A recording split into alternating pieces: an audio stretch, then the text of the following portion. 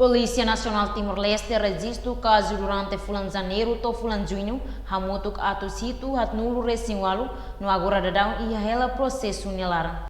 O comandante Polícia Nacional Timor-Leste município Dili, superintendente-chefe Henrique da Costa, durante e fulan janeiro to fulan junho ne, sira registro caso hamutuk ato situ hat nulo resinwalu, husi caso ne, hotu agora dadão e ela processo nelarang. Nia hatete, sira sena fatin continua baia caso nebema sira precisa halo continuação, sira nebema precisa ato bolo ba identifica, sira sena fatin continua halo serviço hanes sampai bain. Henrique hatuirtang ato fortifica baia atividades oficial posto polícia suku niniang no trânsito niang ato nune bela hatudu duni polícia nya presença para que ia treino.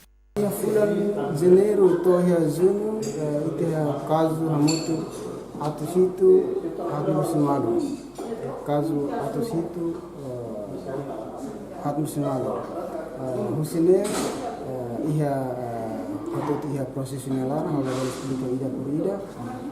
Efizena da Costa, Estel News.